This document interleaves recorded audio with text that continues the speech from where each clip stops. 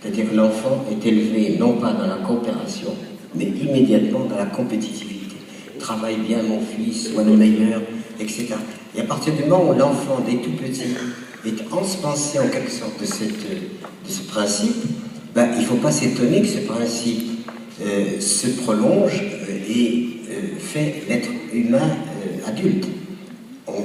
L'ensemencement de l'enfant dans cette perception de la compétitivité produit un être humain, un adulte compétitif. Il y a aussi une problématique qu'on occulte un petit peu trop vite, c'est le problème du féminin, la femme subordonnée sur la planète tout entière. Et alors que la femme et le féminin et le masculin sont les deux éléments constitutifs d'une réalité. Je ne pense pas que dans la salle il y ait des gens qui soient clonés. S'il y en a qui lèvent la main, clonés, ben, nous sommes tous le résultat de deux énergies féminines et masculines. Et toute l'organisation de la vie est sur cette énergie masculine et féminine. Or, on a subordonné le féminin et un masculin a pris le dessus et a déterminé la règle du jeu et le vivre ensemble. Et il n'est pas étonnant que la pulsion masculine, qui est une pulsion souvent plutôt violente, eh bien, domine la planète. Ça ne veut pas dire que le féminin, c'est des saintes femmes. Il y a aussi les tares, les difficultés du féminin. Mais le problème, tant qu'on n'a pas, disons, élucidé, en quelque sorte, ces préambules, ces principes fondamentaux, tant qu'on n'a pas élucidé cela, on est condamné à rafistoler notre vie, à mettre des rustines là où ça se déchire, et puis à ne pas évoluer véritablement, puisqu'aujourd'hui on peut dire même que l'évolution et les pulsions humaines restent les mêmes, mais elles sont perfectionnées, elles sont servies d'une façon formidable par notre créativité. Si vous voulez, quand vous inventez les armements aujourd'hui sont des armements de meurtre de masse. L'apothéose, c'est la bombe atomique, comme si on était fier de...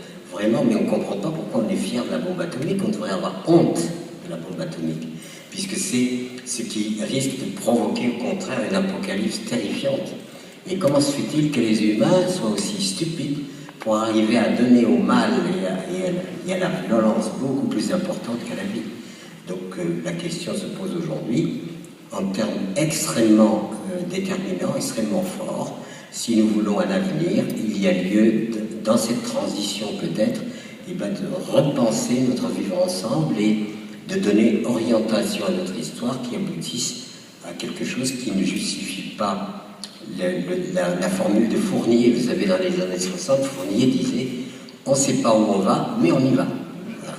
Et donc cet aveuglement par rapport au futur inconnu risque d'aboutir, à mon avis, ça peut être l'éradication majeure de l'être humain. Alors je ne suis pas là pour optimiste, pessimiste, je ne suis pas du tout là-dedans. Soit nous avons les moyens d'être très positifs et très constructifs, et le bouquin que j'avais fait avec Olivier Lenaire, c'est lui qui a pris la responsabilité du titre en disant Pierre Rabhi se meurt d'espoir. Moi, je sais pas, moi, ça aurait été quand même vaniteux si c'était moi qui avais mis le titre se meurt d'espoir. Je ne prétends pas se meurt d'espoir, mais je prétends qu'une autre logique est possible. Et c'est pour ça qu'on s'acharne, qu'on ressasse, qu'on s'accroche, et on s'accroche en même temps, pas seulement dans des questions verbales. Tout le monde sait que je suis un écologiste et un agroécologiste. Pourquoi l'agroécologie est adaptée à la continuité de la vie? C'est parce que l'agroécologie nous amène à coopérer avec la vie et non pas à détruire la vie par des engrais, des pesticides, etc. Nous coopérons avec la vie, et cette coopération avec la vie est la seule qui puisse assurer notre continuité. Parce qu'on revient à la logique, rien ne se crée, rien ne se perd, tout se transforme. Et quand vous rentrez dans cette logique-là, vous évitez d'être en quelque sorte un parasite dans le cycle de la vie. Alors tout est question, évidemment, non pas question élémentaire, basique, mais question de perception. Et s'il y a perception ouverte, éclairée éclairé par l'intelligence, parce que l'intelligence n'est pas une question de cerveau. Le cerveau, il peut être très performant, mais ce n'est pas le cerveau qui donne l'intelligence. Ce qui donne l'intelligence, c'est la perception lucide, c'est-à-dire ce que la vie démontre, en quelque sorte, dans cette organisation absolument magistrale que la vie est capable de faire. Eh bien, il y a une intelligence. Alors, on croit pas. Moi, personnellement, quand j'essaie de réfléchir à tout ça, je me dis qu'il y a une intelligence initiale, c'est-à-dire celle qui préexiste à nous-mêmes, et c'est cette intelligence initiale qu'il faut rejoindre si nous voulons qu'il y ait continuité. C'était évident. J'ai été un agité. Pendant 42 ans, à l'image de notre société. Dans le bruit, l'agitation, et puis l'illustration de la sérénité. Alors il utilise le mot de sobriété, parce qu'il veut sauver le monde. Donc il faut une certaine sobriété. Il se trouve que depuis que je suis en fauteuil, j'ai découvert une certaine sobriété. C'est beaucoup moins de besoins stupides, d'ambition, d'appétit. Probablement parce que je suis un peu réconcilié avec ma nature qui est un jour d'être finie. J'ai cru longtemps que j'étais un intouchable, un immortel. Comme beaucoup de gens se prennent pour des immortels. Pierre, en regardant, je pense, la nature, voit le principe de la vie qui est celui de la mort. Il se trouve que nous autres, les humains, nous avons cru que nous étions au-dessus. Nous nous sommes extirpés sous prétexte du progrès. On pense qu'on peut se mettre au-dessus de la vie ou de la mort. La réalité m'a rattrapé.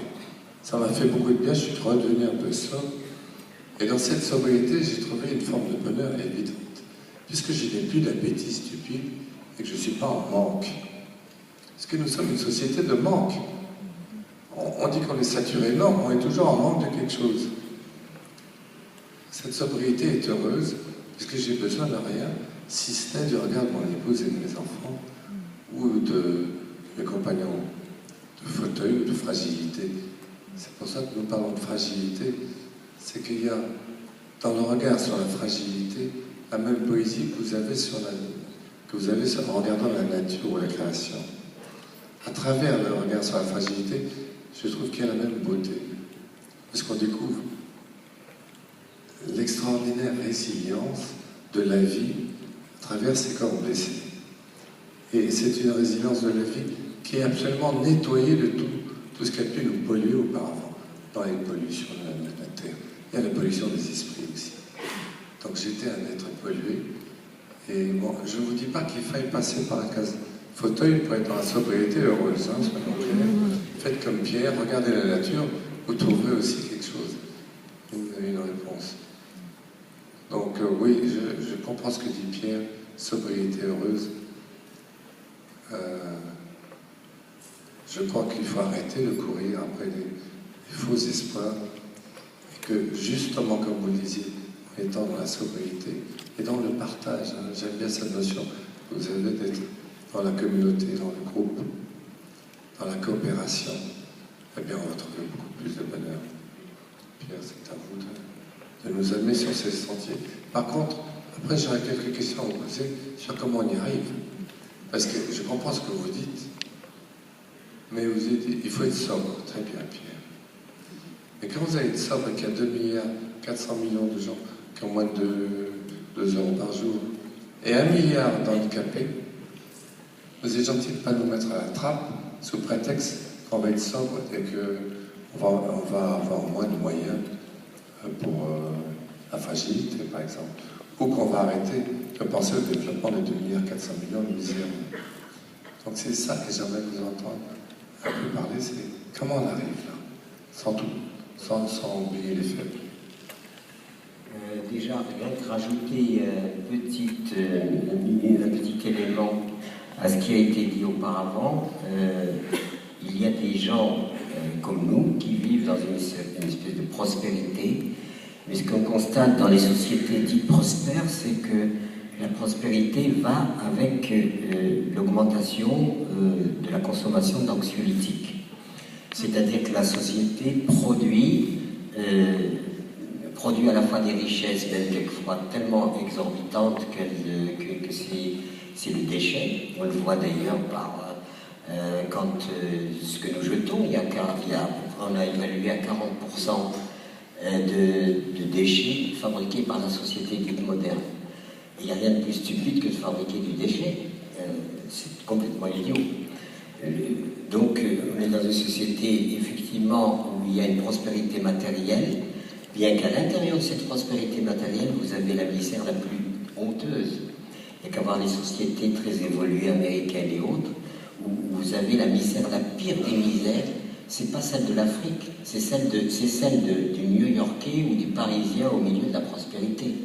Elle est encore beaucoup plus difficile à assumer que quand on est tous dans la pauvreté. Donc cette question-là est importante. La deuxième question, ce qui a été évoqué, c'est un peu, disons, la démographie, la faim dans le monde, etc. Et là, c'est un objet vraiment très ambigu, l'histoire de la démographie, qui serait la cause de la faim dans le monde. Très souvent, les gens me disent, s'il y a des gens qui ne mangent pas à leur faim, parce que nous sommes trop nombreux. Ça, c'est une infamie. Je ne supporte pas ça. On ne peut quand même pas accuser les gens qui ne mangent pas d'aggraver les familles, mais ils en souffrent. Et non, c'est une question de partage et d'équité. On dit l'Afrique c'est pauvre, mais non, l'Afrique est un continent immensément riche et en plus sous-peuplé si on le compare à d'autres continents. Et c'est là que sévissent les pénuries alimentaires, etc. Donc arrêtons cette ambiguïté, cette manipulation qui fait partie de toutes les autres manipulations qu'on est capable avec lesquelles on est capable de manipuler les consciences et les âmes pour dire la faim dans le monde n'est pas une question de nombre, bien que je ne sois pas pour la prolifération humaine indéfinie. Je ne suis pas pour qu'on soit à 40 milliards. Mais dans l'état actuel des choses, si on prend la situation précise d'aujourd'hui, personne sur cette planète ne devrait manquer de rien. Parce que la planète est très, très prodigue. La nature est très prodigue. Je dis souvent aux gens, prenez un grain de blé, méditez dessus. Faites l'expérience quand vous rentrerez chez vous. Vous prenez un grain de blé et vous méditez dessus. Il y a des tonnes de blé dedans.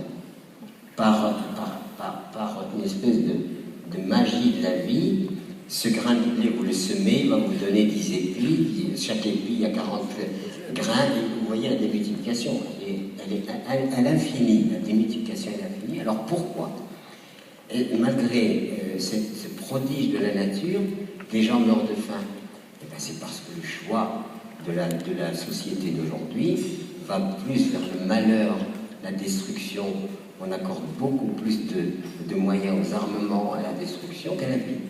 Et aujourd'hui, simplement, le prix de quelques missiles peut déjà aider une communauté à survivre. Et ce n'est pas que la nature ne soit pas dit comme je le dis. Donc c'est un choix de société où on est arrivé par le système qui domine actuellement, à peu près, je suis très mauvais dans les statistiques et les évaluations comme ça chiffrées, mais on peut dire qu'il y a 1/5 de la population planétaire qui consomme les 4/5 des ressources produites sur la planète. Et en plus, on est dans un système dissipateur, c'est-à-dire qu'on est sorti du système, rien ne se crée, rien ne se perd, tout se transforme, dans le système de la dissipation.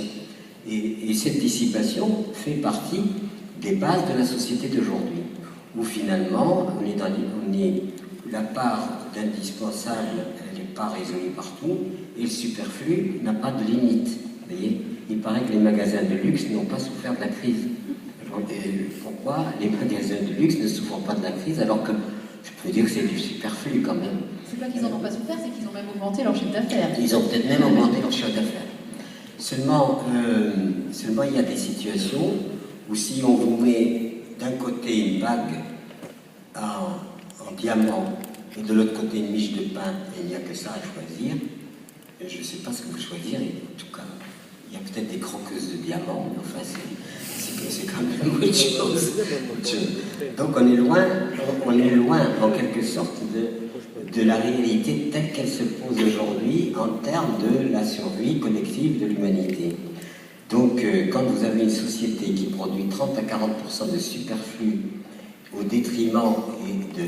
Vous savez, si je reprends l'histoire immédiate, l'Europe a généré une idéologie. C'est l'Europe qui l'a construite. Et la première victime de cette idéologie, ça a été l'Europe elle-même. Pourquoi? Parce que les voyageurs du XVIe ou XVIIe siècle vous disaient que quand on se promenait en Europe, c'était des communautés humaines organisées. C'était une mosaïque de culture, c'était pas une monoculture. L'idéologie moderne a éradiqué les cultures européennes pour standardiser le tout.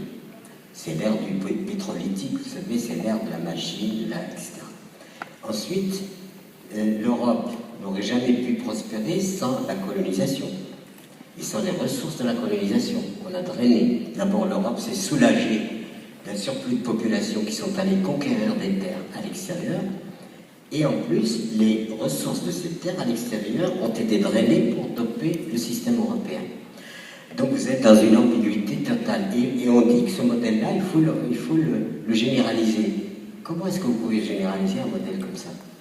Par rapport à l'idéologie fondamentale, eh bien, moi, petit saharien, vivant dans un oasis du Sud, quand je suis allé à l'école, on m'a appris, aux surprises, que mes ancêtres étaient des Gaulois.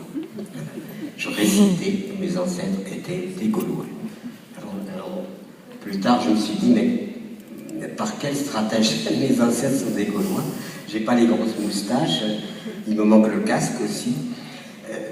Qu'est-ce que c'est que cette histoire? Ça, c'est de l'endoctrinement, c'est-à-dire que c'est un système qui endoctrine les gens, qui les manipule. Il suffit, j'ai la télévision, je regarde tous les soirs un film, simplement pour le rideau, vous voyez, pour plus penser à autre chose.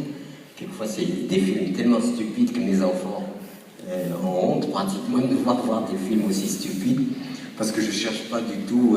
alors, de temps en temps, je ne dis pas que je ne veux pas un film intelligent, mais enfin, la plupart du temps, on sent très bien que l'audimat, le machin, la commercialisation des films et tout ça, on vous met des petits ingrédients comme ça, un petit peu d'érotisme, un peu de ceci et cela, et on concocte un petit... Je n'ai pas besoin qu'on me manipule comme ça pour me vendre quelque chose. On peut simplement, je suis assez, je pense, assez réceptif et raisonnable pour qu'on me dise tel objet, il a tel avantage, il vaut tant. Ça me suffit largement. Mais regardez ce qu'on met autour. Ça, c'est de la manipulation qu'on reproche aux sectes. Et on admet cela. Alors j'avais envie d'écrire à la télévision, heureusement qu'il y a de la publicité, parce que ça me permet d'aller faire pipi. Voilà. Et vous voyez, tout cela, on est dans une espèce de nébuleuse extrêmement complexe dans laquelle les êtres humains ne savent plus où ils en sont.